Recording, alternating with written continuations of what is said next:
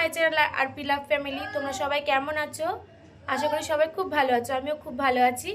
অনেকটা দিন পর তোমাদের সাথে দেখা, আসলে ছেলের পরীক্ষা আর নানা কাজে ব্যস্ত থাকায় তোমাদের সাথে অনেক দিন কথা হয়নি। তো চলো দেখো, রেডি হয়ে গিয়েছি আমি আজকে। শুধু আমি না, আমি, বাবা আর আমার হাজব্যান্ড তিনজনে এখন একটু বেরিয়েছি, যাব আমাদের সোনারপুর বই মেলা দেখতে। তো চলো মেলায় যাই, গিয়ে দেখা হচ্ছে তোমাদের সাথে। টুপিটা এমন পড়েছিস মুখটাই দেখা যাচ্ছে না।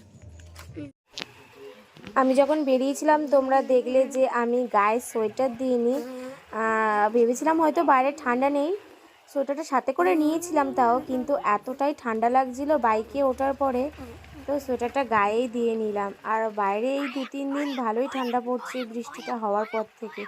আর যেহেতু রাস্তায় খুব ঠান্ডা, এই জন্য দেখো রাস্তা পুরো ফাঁকা, তেমন কিছু রাত হয়নি, কিন্তু প্রায় কটা বাজে তখন হয়তো 7:30, 8টা এরকম বাজে, কিন্তু রাস্তায় মানুষজন খুবই কম। আর চলো মেলায় যাই, গিয়ে দেখা হচ্ছে তোমাদের সাথে। তো এখন আমরা সোনারপুরে চলে এসেছি, মেলার মুখে দাঁড়িয়ে আছি। যেহেতু গাড়ি করে এসেছি ওই জন্য হাজব্যান্ড বাইকটা রাখতে গেল গ্যারেজে, আর আমি আর বাবান এখানে দাঁড়িয়ে রয়েছি। তো এখনও চলে এসেছে গাড়িটা গ্যারেজে রেখে। তো চলো মেলার দিকে এগোনো যাক। অন্ধকার এখানটায়, সামনের দিকে আলো দিয়েছে, এই যে আলো দেখো চারিদিকে টুনি লাইট দিয়ে দিয়েছে। অনেকেই হয়তো শুনেছো সোনারপুর বই মেলা, তো আমাদের বাড়ির একদমই কাছাকাছি। আর এই মেলার সঙ্গে অনেক কিছু ছোটোবেলার স্মৃতি জড়িয়ে আছে। পরীক্ষা, অ্যানুয়াল পরীক্ষা শেষ হবে আর বাবা মার কাছে বায়না যে চলো মেলায় নিয়ে যেতেই হবে। তো মা আমাদের 2 বোনকে নিয়ে মেলায় যেত। এই সাইডে দেখো রাস্তার দুপাশে দোকান বসেছে, অনেক কিছুর দোকান বসেছে। এই ফুলগুলো খুব ভালো লাগে বাড়িতে সাজালে, এই ফুলের দোকান, লাইটের দোকান। আগের বছর জানো এই বইমেলা থেকে ওই লাইট একটা কিনে নিয়ে গিয়েছিলাম। অনেক কিছু দোকান বসেছিল সাইডে, বাবানকে দেখিয়ে নিয়ে যাচ্ছিলাম। আর ও তো যেতেই বায়না করছে যে এই খেলনা নেবো, ওই খেলনা নেবো।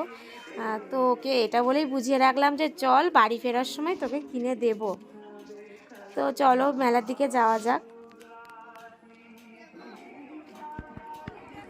আর এখানে দেখো বেলুন, আর আমাদের ছোটোবেলাটা এমনই ছিল, কিছু খেলনা কিনি না কিনি, মেলা আসা মানে বেলুন দিতেই হবে। আর এখানে বিক্রি হচ্ছে দেখো পিঠে তৈরি করার কি বলবো, ছাঁচ যেগুলো বলে সেগুলো তৈরি। চলো এখন টিকিটটা কেটে নিই। এখানে দেখো আমি দাঁড়িয়ে আছি আর আমার হাজব্যান্ড টিকিট কাটতে গেছে। টিকিট পিছু ওই যে লেখাই আছে 10 টাকা করে টিকিট। আর ছেলে তো বাবা যেখানে যাবে ও তো সেখানে যাবে, ওর বাবার সাথে গিয়ে লাইন দিয়ে দাঁড়িয়ে আছে। এই দেখো এইগুলো আমাদের বইমেলার টিকিট কাটা হয়ে গেছে, 3 জনের 3টে টিকিট। তো চলো এখন মেলার দিকে যাওয়া যাক, মেলার ভিতরে প্রবেশ করা যাক। চলো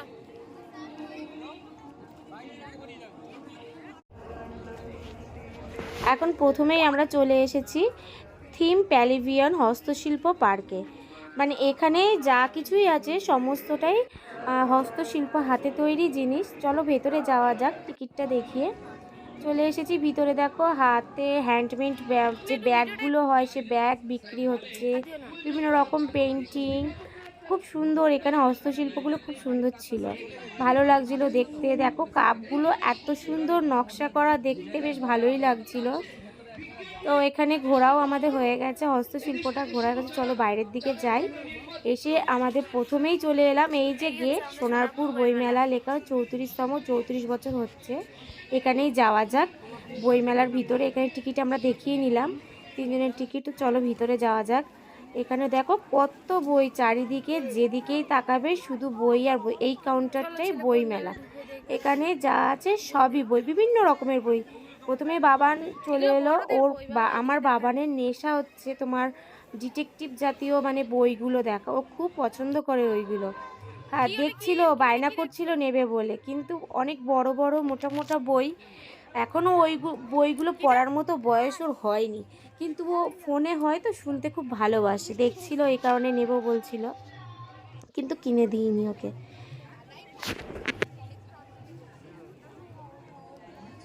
আমরা এখানে বই দেখে নিয়ে চলে এলাম এখন বিনোদন পার্কে। এখানে রয়েছে মেয়েদের অনেক কিছু সাজাগোজার জিনিস, বাড়ি সাজানোর জিনিস, তারপরে অনেক কিছু চড়ার জিনিস, বাচ্চাদের চড়ার জিনিস, বড়দের ইলেকট্রিক নাগরদোল্লা, তারপরে তোমার ডিস্কো, ময়ূরপঙ্খী যেটা বলে সেইগুলো। তো এখানে আমাদের কিছু চড়ার নেই, এই কারণে আমরা ওখান থেকে দেখে বেরিয়ে এলাম বাইরের দিকে।